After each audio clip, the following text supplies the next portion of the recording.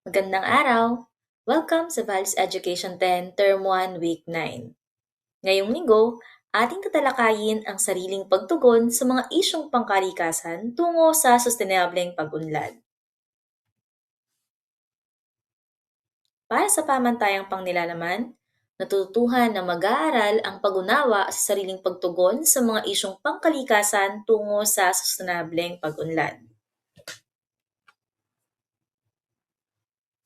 Pamantayan sa pagganap na isasagawa ng mga mag-aaral ang sariling pagtugon sa mga isyong pangkalikasan tungo sa sustenableng pag-unlad bilang tanda ng pagiging mabuting katiwala. Para sa layuning pampagkatuto, una, na isasabuhay ang pagiging mabuting katiwala sa pamamagitan ng pakikilahok sa mga advokasya at proyektong pangkapaligiran sa paaralan o pamayanan. Na ilalapat ang wastong pagtugon sa mga isyong pangkalikasan tungo sa sustenableng pag-unlad ayon sa kakayahan. At ang linanging pagpapahalaga ngayong linggo ay ang pagiging mabuting katiwala. Bilang baliktanaw sa nakaraang aralin, narito ang gawaing buo salita. Gamit ang mga salitang nasa kahon, bumuo ng isang pangungusap na tumutukoy sa kung papaano mapapangalagaan ang personal na ugnayan sa Diyos. Una, gamit ang salitang panalangin. Pangalawa, gamit ang salitang pagsamba. Pangatlo, gamit ang salitang pagnilay. At pang-apat, gamit ang salitang pagmamahal.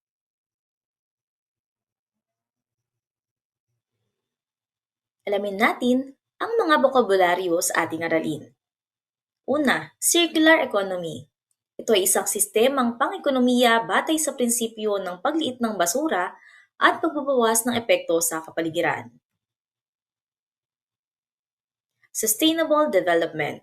Tumutukoy sa isang paraan ng pag-unlad ng tao na kung saan ay naglalayong matugunan ang mga pangangailangan ng tao sa paggamit ng mapagkukunang yaman habang pinapanatili ang kapaligiran.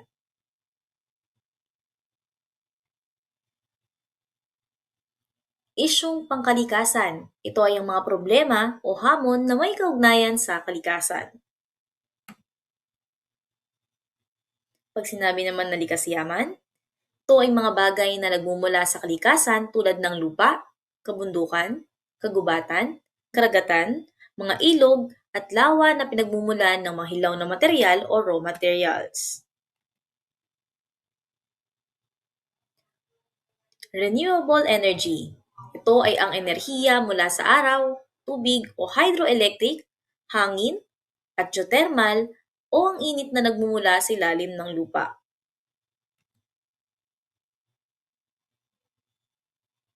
Sariling pagtugon sa mga isyong pangkalikasan tungo sa sustenableng pag-unlad.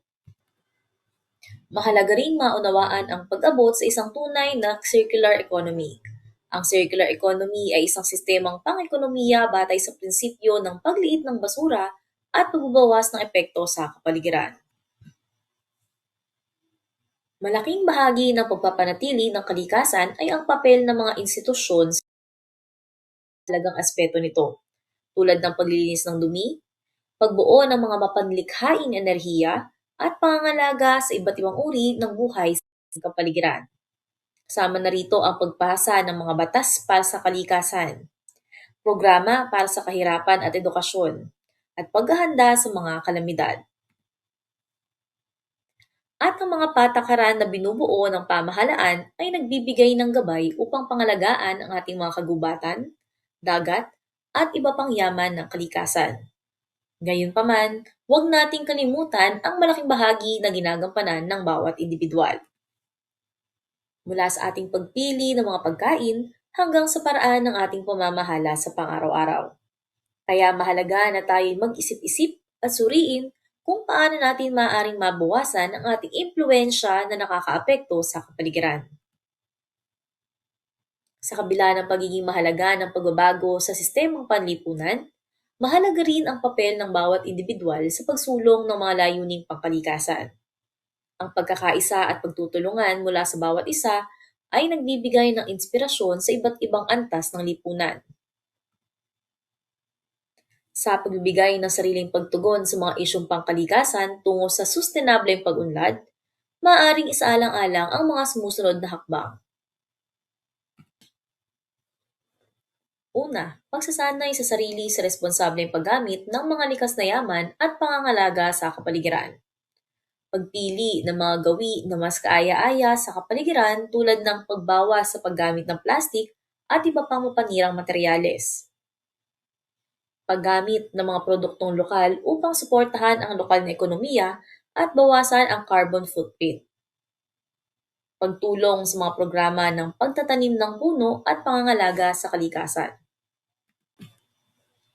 Pangatlo, pagsasaalang-alang sa potensyal na epekto ng mga desisyon at kilos sa hinaharap ng mga susunod na henerasyon at sa kalagayan ng kalikasan.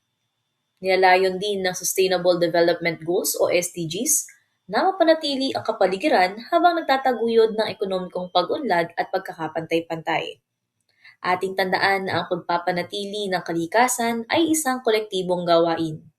Kailangan nating magtulungan at magmalasakit sa ating kapaligiran para sa ikabubuti nating lahat at ng mga susunod na henerasyon. Pagpapabuti ng pinagkukunang yaman at pagharap sa mga maaaring suliranin na kaakibat nito. Ang paggamit ng mga likas na yaman ay matagal nang itinuturing na isang bahagi ng karapatang pantao at pag-unlad sa ekonomiya, na humantong sa United Nations sa gitna ng kanilang gawaing pagpapalakas sa dekolonisasyon noong 1960s, na ipahayag na ang karapatan ng mga tao at bansa sa permanenteng soberanya sa kanyang likas yaman at mga mapagkukunang yaman ay dapat nagampanan sa interes ng kanilang pambansang pag-unlad at ng kabutihan ng mga mamamayan ng sangkot sa Estado. Ang likas na yaman, hindi lamang mga bahagi ng kalikasan. Sila rin ang mga pundasyon ng ating kabuhayan at kaginhawaan. Hindi mapaghihiwalay ang ating pag-unlad at pagharap sa mga hamon mula sa kalikasan. Sa katunayan, ang bawat hakbang na ating ginagawa upang mapalago at pangalagaan ang mga yaman ng kalikasan ay may kaakibat ng mga pagsubok at hamon. Ayon kay Joyce M. Suya, Deputy Executive Director ng United Nations Environment Program, kalikasan ang nagpapamalas ng pag-unlad ng tao, ngunit ang hindi matapos-tapos na pangailangan natin sa mga likas na yaman ng mundo ay nagpapabilis sa pagtaas ng pagkaubos at pagkasira ng ekosistema ng mundo. Sa pagtanggap natin sa kahalagahan ng pagpapabuti sa mga likas na yaman, kailangan din nating malaman at harapin ang mga potensyal na suliranin na maaaring kaakibat nito. Halimbawa, sa pagpapatayo ng mga windmill or solar panels, maaari tayong humarap sa mga hamon tulad ng deforestation at soil erosion. Ang paggamit ng mga likas na yaman sa industriya ay maaaring magdulot ng polusyon at pagkasira ng kalikasan.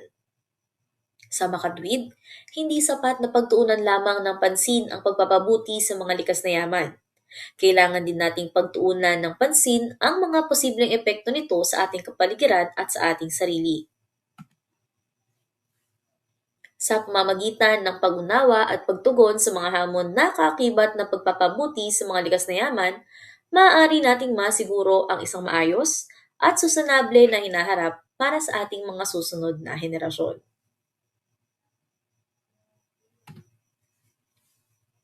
Para sa inyong gawain, narito ang proyektong pang-ekolohiya. Magsaliksik tungkol sa mga proyektong pang-ekolohiya ng gobyerno gaya ng mga renewable sources ng enerhiya at tukuyin ang mga kaakibat nitong suliranin sa kapaligiran. Halimbawa, pagtatayo ng mga wind farms. Ang kaakibat na suliranin, maaaring makaapekto sa mga migratory birds at kanilang habitat. Maaaring magdulot ng ingay sa paligid na maaaring makaapekto sa mga komunidad at maaaring magkaroon ng mga pagtutol mula sa mga lokal na residente.